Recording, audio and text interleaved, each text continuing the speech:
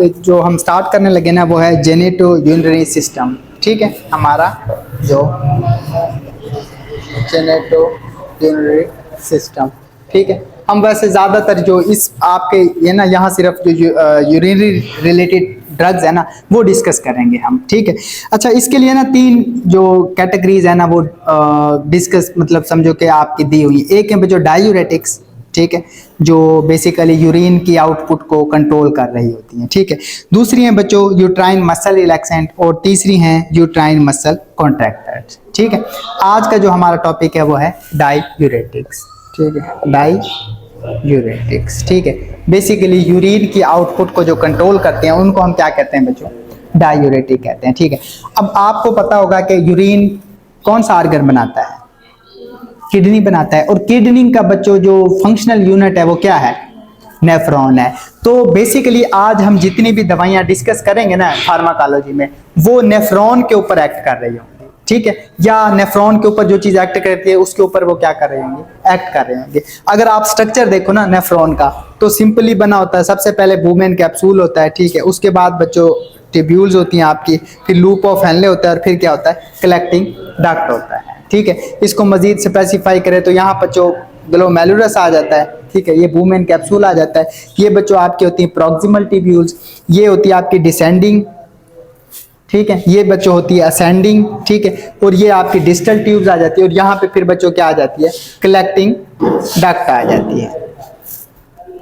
ठीक है, अब अगर हम दवाइयाँ देखें ना तो जाहिर सी बात है ये एक नेफ्रॉन का क्या प्रोसेस है, यहाँ के बच्चों एफरेंट एक आपकी आर्टरी आती है और इफरेंट लेके जा रही होती है। आर्टरी में ब्लड होता है, उसमें से जितनी भी बेकार चीजें हैं, ठीक है, वो किधर आ जाती हैं, आपकी फिल्टर होके, जिसे हम ग्लोमेरुलस फिल्ट्रेट कह रहे होते हैं। ठीक है, आपके मतलब अंदर की तरफ आ जाती है, नेफ्रॉन के अंदर आ जाती है। ठीक है, यहाँ पे क्या होता है बच्चों, ये जो आपकी नालियां है ना, नेफ्रॉन की जो नालियां है, ठीक है, यहाँ पे ना डिफरेंट जगह पे डिफरेंट किस्म के क्या लगे होते हैं, रिसेप्टर्स लगे होते हैं। ठीक है, क्योंकि जो यूरिन बनता है ना उसमें बहुत ज्यादा क्या होता है, वाटर होता है, आपका आइंस होते हैं, सोडियम है, क्लोराइड है, पोटाशियम है, कैल्शियम है, उसके बाद S+ आइन है, और जो भी बेकार यानी हम जो ड्रग्स वगैरह लेते हैं, ठीक है, वो सारी की सारी इसमें आ जाती हैं। ठीक, लेकिन अब ये पता क्या होता है, जितनी भी चीजें हमारे ग्लोमेरुलस फिल्ट्रेट में आती हैं ना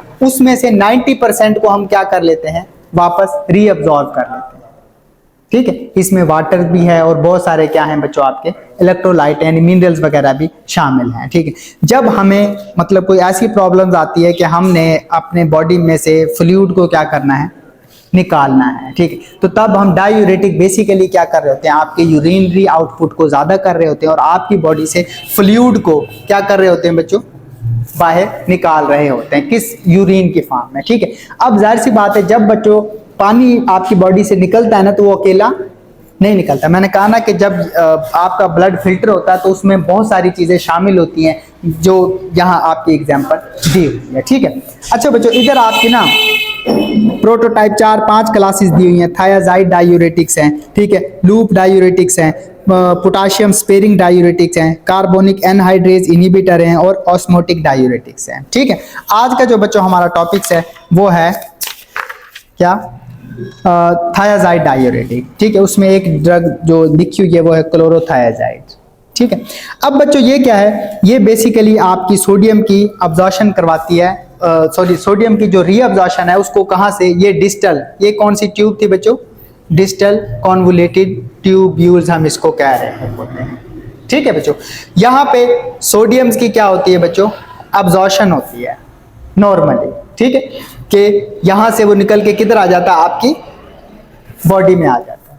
ठीक है, और आपको पता है कि आपने अक्सर देखा होगा, देखो बच्चे जब भी हम यानी कि किसी चीज से पानी को निकालना चाहे ना तो हम उसके साथ अगर नमक रखते हैं यानी सोडियम रखते हैं तो वो पानी को क्या कर लेता है, अब्जॉर्ब कर लेता है। ठीक है, ये एक नेचुरली वो है, क्यों कि हमने जब आप पढ़ते हो ना कि यानी कि जो सॉल्यूशंस होते हैं आइसोटोनिक, हाइपरटोनिक और हाइपोटोनिक, ठीक है, तो उसमें आप देखिए कि नमकियात का बहुत ज्यादा ताल्लुक होता है हमारे पानी के साथ। ठीक है, जब बच्चों सोडियम आपकी रीअब्जॉर्प्शन इनहिबिट हो जाएगी तो इसका क्या मतलब है, पानी भी बाहर नहीं निकलेगा, तो वो यहाँ से होता हुआ सीधा किधर चला जाएगा बच्चों, कलेक्टिंग डक्ट आगे ना पैरामिड्स होते हैं। मैं अगर आपको किडनी बना के दिखाऊं ना, तो ऐसे आपकी किडनी होती है ना, इसमें ना ये पैरामिड से बने होते हैं, ठीक है। अगर आप स्ट्रक्चर को देखो, ये स्ट्रक्चर बेसिकली ना जो कलेक्टिंग डक्ट है ना, वो सारे यहाँ आके ओपन हो रहे होते हैं, ठीक है। यहाँ से फिर ये आपको पता है यूरेटर है जो यूरिन को बाहर लेके जा रहा होता है, ठीक है। तो बच्चों जब सोडियम की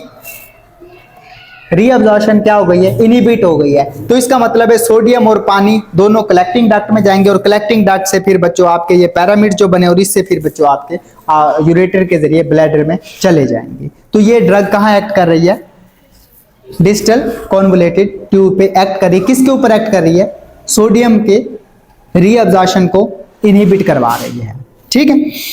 अच्छा बच्चों, तो जाहिर सी बात है फिर सोडियम पानी के साथ, पानी और यूरिन की फॉर्म में बाहर निकल जाएगा, ठीक है।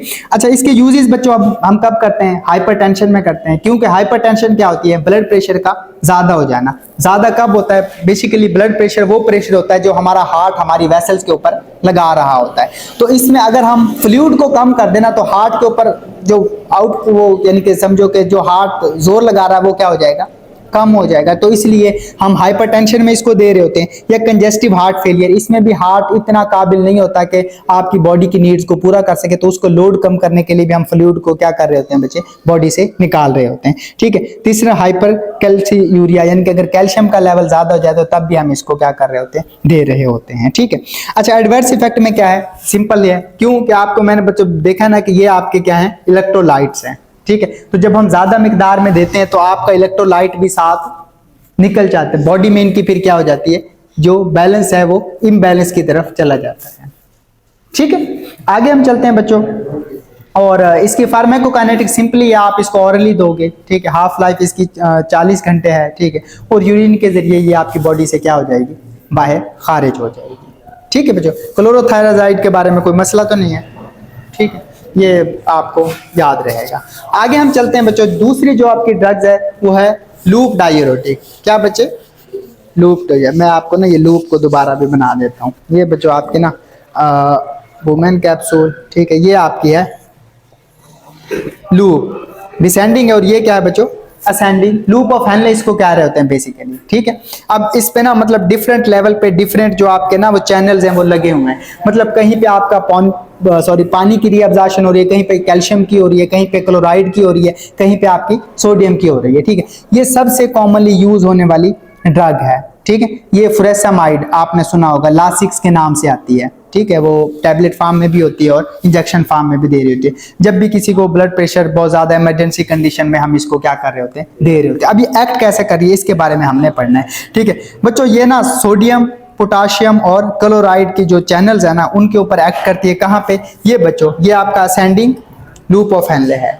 यहाँ पे सोडियम, ठीक है, और क्या है बच्चों, पोटाशियम है और क्लोराइड है, क्लोराइड है और क्या है बच्चों, पोटाशियम है, ठीक है। इनके ऊपर ये एक्ट कर रही होती है, ठीक है। अब बच्चों वही पल्मोनरी एडीमा में, हार्ट फेलियर में, जिसमें आपने फ्लूइड बॉडी से निकालना ना, उसमें हम इसको क्या कर रहे होते हैं, दे रहे होते हैं, ठीक है।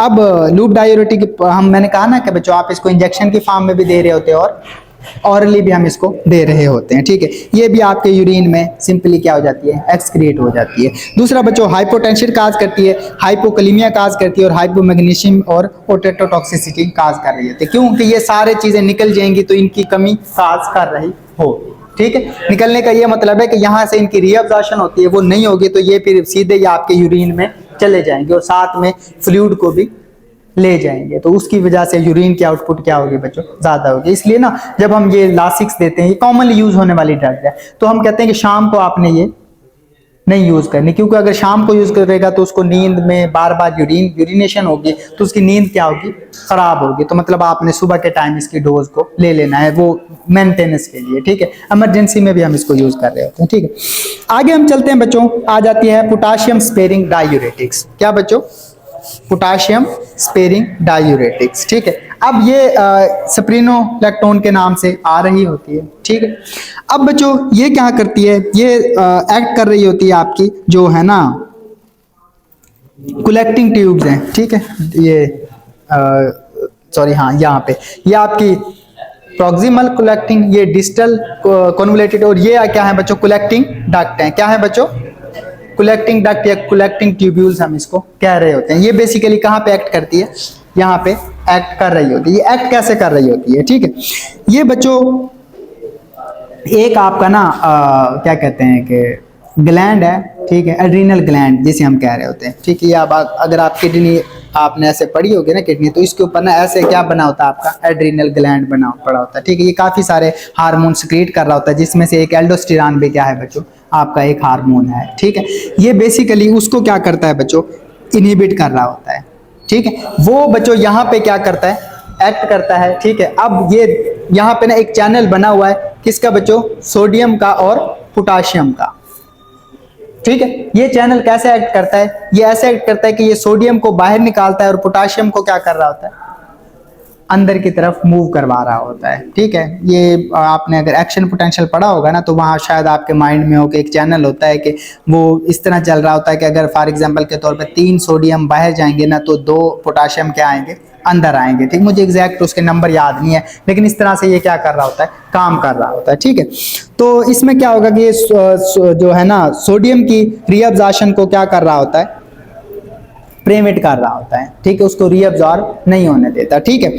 अब इसका नुकसान क्या होगा, देखो बच्चे, सोडियम ये जिस तरह ये सॉरी यहाँ पे साइकिल तो चलता रहेगा, सोडियम बाहर निकलता रहेगा, ठीक है, और पोटाशियम अंदर आता रहेगा, तो जिससे पोटाशियम क्या हो जाएगा, ज्यादा हो जाएगा ना, ठीक है। पोटाशियम का लेवल क्या हो जाएगा, ज्यादा हो जाएगा, ठीक है। तो इसका ये एक साइड इफेक्ट हमें देखने को मिल रहा होता है, ठीक है। वो हम इसको वही डायूरेटिक के तौर पे यूज कर रहे होते हैं। अच्छा, इसके एडवर्स इफेक्ट क्या है, गैस्ट्रिक अपसेट होता है, ठीक है बच्चों। उसके बाद पेप्टिक अल्सर होते हैं, हाइपोकलीमिया होता है, नोजिया होता है और कंफ्यूजन वगैरह हो रही होती है, ठीक है। अब इसमें गैस्ट्रिक वगैरह क्यों, क्योंकि बच्चों ये इसको भी क्या कर रहा होता है, रिटेन करवा रहा होता है H+ आयन को। और आपको पता है H+ आयन का डायरेक्ट ताल्लुक किसके साथ होता है, तेजाबियत के साथ होता है ना, ठीक है। जब ये भी रिटेन करेगा और पोटाशियम भी रिटेन करेगा, तो पोटाशियम के तो मतलब और साइड इफेक्ट होंगे, लेकिन इसके क्या है, हमारे GIT पे इफेक्ट आ रहे होंगे। तेजाबियत बढ़ेगी तो हमें अल्सर बनने के चांसेस क्या हो जाएंगे, काफी ज्यादा हो जाएंगे, ठीक है। फिर बच्चों आगे चलते हैं, वही इसका वही कंप्लीटली ऑरली आप दे सकते हो, प्रोटीन बाउंड करती है ये, और सिंपली आपके यूरिन के साथ बाहर निकल रही होती है, ठीक है बच्चों। अब ये और अगली ड्रग है कार्बोनिक एनहाइड्रेज इनहिबिटर। क्या है बच्चों, कार्बोनिक एनहाइड्रेज इनहिबिटर अगली ड्रग है, ठीक है। अच्छा, ये एसीटाजोलामाइड, ठीक है बच्चों। अब ये क्या करती है, ये ना कार्बोनिक एनहाइड्रेज जो कि आपके प्रॉक्सिमल जो ट्यूब्यूल्स है ना, यहाँ पे क्या बन रहा होता है, एक कार्बोनिक एनहाइड्रेज एक एंजाइम्स है वो बन रहा होता है, ठीक है। ये बच्चों क्या करवाती है, उसकी इनहिबिशन करवा रही होती है, ठीक है। जब कार्बोनिक एनहाइड्रेज नहीं बने, यानी कि रीअब्जॉर्ब या उसकी मतलब फॉर्मेशन नहीं होगी, तो क्या होगा कि वो यूरिन फिर बाहर फ्लूइड बाहर निकलता रहेगा, उसकी रीअब्जॉर्प्शन नहीं होगी, तो पानी की भी रीअब्जॉर्प्शन नहीं होगी, जिसकी वजह से यूरिन आउटपुट क्या हो जाएगा, ज्यादा हो जाएगा, ठीक है। थेराप्यूटिकली बच्चों इसको हम ज्यादातर जो प्रेशर है ना, एक ना होता है ओपन एंगल ग्लाइकोमा। ये क्या होता है बच्चों, आपकी आई पे ना पीछे की मतलब आपके सेरिब्रल जो आपके होते हैं ना वेंट्रिकल्स होते हैं, ब्रेन में ना आपके वेंट्रिकल्स होते हैं, उनमें क्या होता है, फ्लूइड होता है, वो फ्लूइड ना ज्यादा हो जाता है, ठीक है, जिसकी वजह से ना एक प्रेशर आ रहा होता है, जिसकी वजह से आपकी आई ना बाहर निकल रही होती है, ठीक है। ये मतलब आपने देखा तो नहीं होगा, लेकिन कुछ पेशेंट्स में होता है प्रेशर ज्यादा होने की वजह से, क्योंकि आपके ना जो स्कल है वो काफी क्लोज है, उसमें ओपनिंग नहीं है। अगर कोई चीज बढ़ती है ना, तो या तो आपके स्पाइनल कार्ड पे प्रेशर आता है, या फिर किस पे प्रेशर आता है, आपकी आईज पे प्रेशर आ रहा होता है, ठीक है। बाकी सारा आपका स्कल क्या है, क्लोज है। तो प्रेशर की वजह से ना आपकी आईज क्या हो रही होती है, बाहर ऐसे निकलने को आ रही होती है, ठीक है। ये काफी मतलब खराब कंडीशन होती है। तो इसमें क्या होता है, हम फ्लूइड को कम करते हैं, जिसकी वजह से आपका प्रेशर कम होगा, तो आपकी आई का जो ग्लूकोमा, एक ओपन एंगल ग्लूकोमा, वो क्या हो जाता है बच्चों, सेट हो जाता है, ठीक है।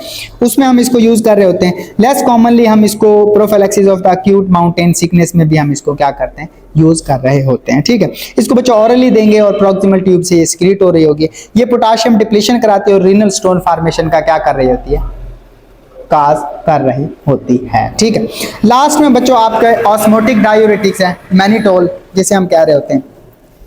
इसका बच्चों जो आपके है ना, वो जिस तरह अभी हम पढ़ रहे थे, ये सोडियम, पोटाशियम, इनसे इसका कोई ताल्लुक नहीं होता, इसका डायरेक्ट किसके साथ ताल्लुक होता है, वाटर के साथ ताल्लुक होता है। ठीक है, ये वाटर को क्या कर रही होती है, आपकी बॉडी से बाहर निकाल रही होती है। ठीक है, उसके बाद ये मतलब कहते हैं ना, अक्सर प्रॉब्लम होती है जिसमें हमने सोडियम को भी निकालना है, तो उसमें ये हेल्पफुल नहीं होती, ये सिर्फ सिंपली वाटर को क्या कर रही होती है, निकाल रही होती है, और आपके यूरिन के फ्लो को क्या कर रही होती है, ज़्यादा कर रही होती है। ठीक है, ऑरली अब्जॉर्ब हो जाती है, हम इसको इंट्रावेनस भी दे सकते हैं। इसका एडवर्स इफेक्ट एक ही है, ये क्या करवा रहा होता है, डिहाइड्रेशन करवा, क्योंकि आपकी बॉडी से ये पानी को क्या करेगी, बाहर निकाल